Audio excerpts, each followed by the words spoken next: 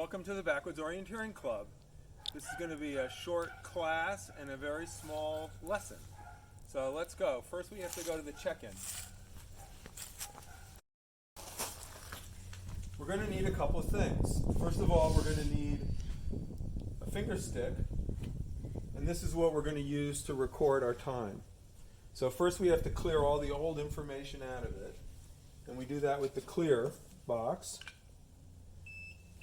Once it beeps, it's set. Now we have to download, and that checks us in. So we also need a map and a compass.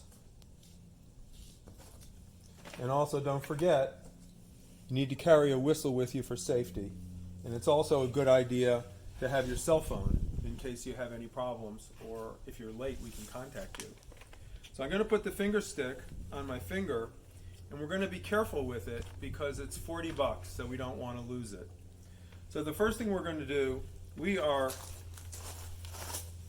right here at the house, and now we're going to walk across this open area to the start, which is marked by a triangle. Here we are at the end of the clearing, and we can see the orange and white flag. And those are the controls. That's what you'll be looking for. The start.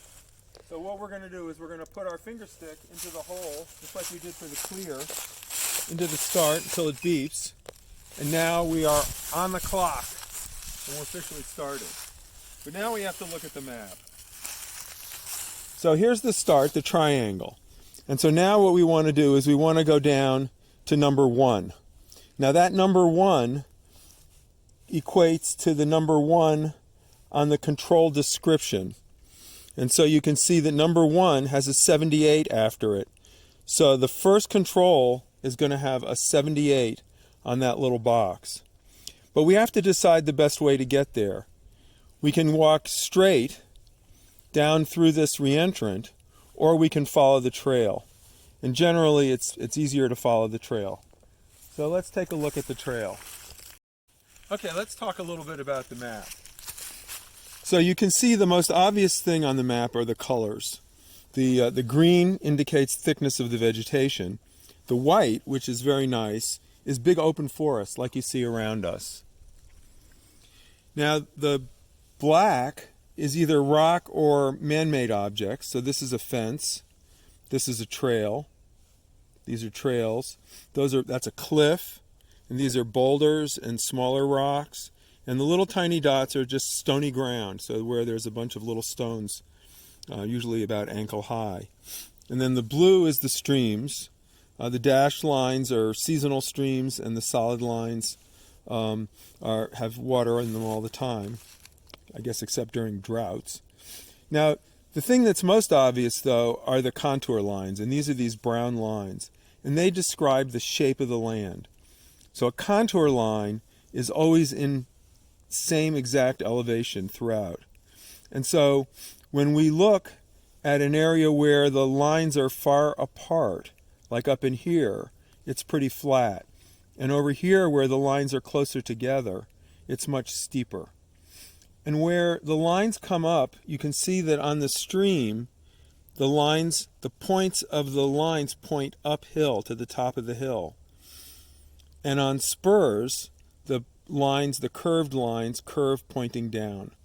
So right now, we have walked along this trail to this point right here, and we're at the top of this, what we call a reentrant.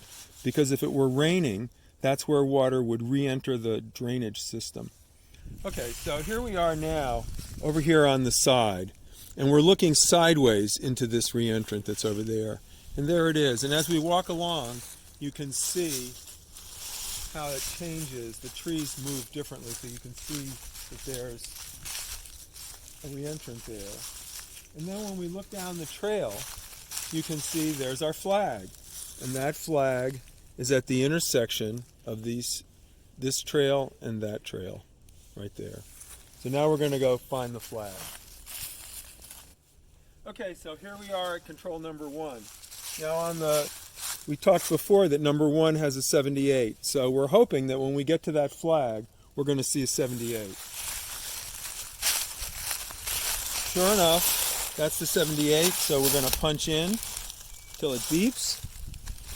And now first, let's get our map oriented. We're going to put the edge of our compass from where we are to where we want to go, from number 1 to number 2. And now we need to get the red needle pointing to the top of the map. So we're going to use our feet until the needle's pointing to the top of the map. Now notice that it has nothing to do with the edge, the needle, and the needle has nothing to do with the north symbol on this rotating bezel, which we want to ignore. All we care about is the relationship between the needle and the blue north lines. So now that we've got everything lined up, we're going to walk in that direction, and we're looking for a fairly big rock. And we're going to go across a very, very shallow reentrant here, which you may not be able to see. All right, let's go. You can see our control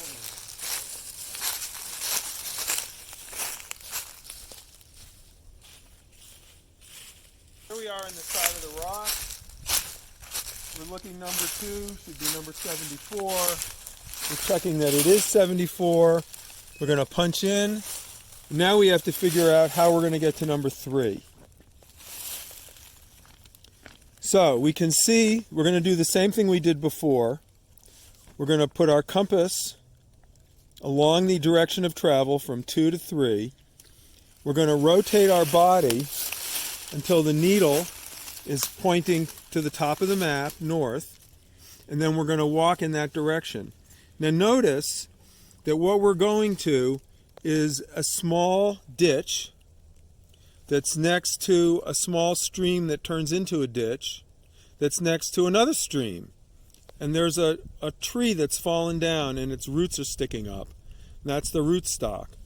And the other thing to notice is that where we have been walking, the lines were really far apart. But now the lines are relatively close together. So we're going to be going down a fairly steep hill. So let's get ourselves oriented and let's head out.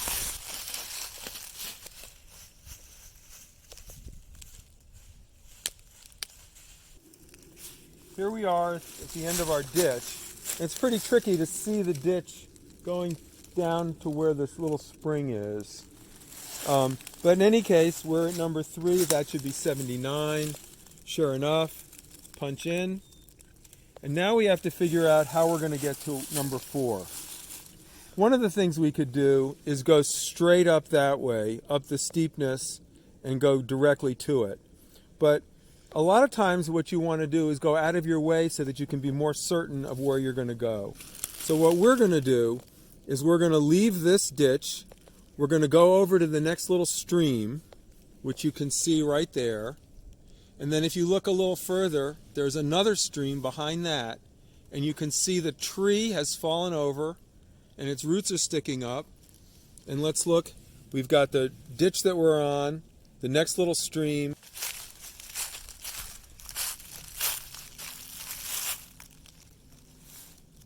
The next stream and the rootstock. So we're going to head straight for that rootstock. So this is the stream that's right in front of the rootstock, which means that we are now right here. And so what we want to do is we want to walk up this stream to the junction. Then we want to take the left fork, come to another smaller junction, and take another left fork up to the control, which is near this rock. And also over here there's a fence that runs here, and that's an old decrepit fence that has orange tape on it, so we'll be able to see that. Here we are at the first junction. So we've walked from the rootstock up to here. This is the stream. It's going off to the right. This is one that has already stopped flowing. It's going off to the left, so we're going to take that just a short distance up to the next stream.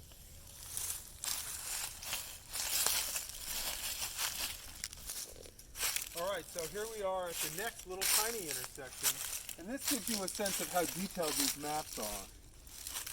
This over here is this section here, and this little guy right here goes up to that rock, and there's the control on the east side of that boulder.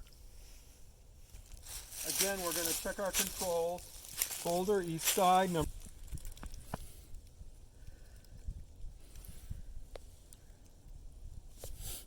75. Sure enough, number 75. And now we're ready to go to the next one. So here we are, getting ready to go to the finish. The double circle indicates the finish. So we've got our compass lined up with the direction that we want to go. We rotate our map, so we know we want to head off that way. But when we look across this little stream that we just walked next to, you can see that there's some orange tape on a fence. And that's the old fence posts, the old fence wires. So we can follow that fence all the way up until we get to the finish. The fence goes, we're here, we saw that little piece of fence. Now we're going to walk across, following the stream. The fence is going to go next to that big rock, and it's going to take us right up to the finish.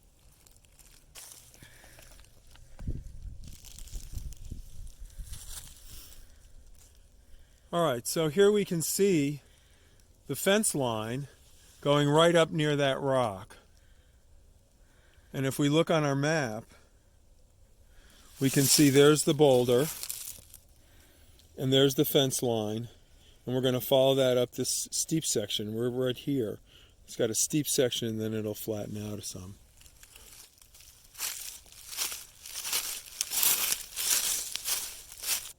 We've climbed to the top of the hill, and we're at the section where it's relatively level.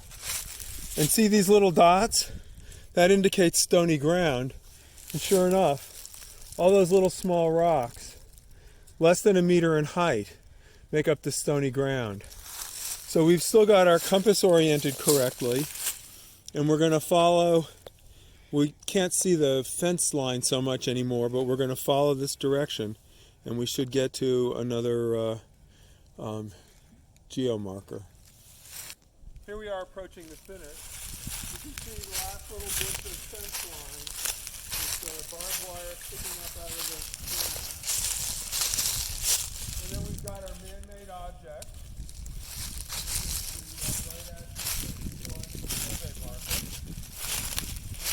If you look at the map, you can see there's a different type of tree symbol. Instead of just being an X like this one, it's got blob of leaves and branches and stuff on it. And so if you look here, you can see the big rootstock, and then if you look further down, you can see that all the branches would pretty much prevent you from walking across them because there's so many of them and they're so hard to get through. So that's on the map. And now we're going to punch. Sure enough, it says finish. We're going to punch it, and now we're off the clock. Okay, we've finished, and now we're going to check back in. It's really important that we check back in and download. We'll get our results, and we will use your return to let us know that you're out of the woods so that we don't have to get a search party. So we're going to download, and then we have our results there, and we're going to print them.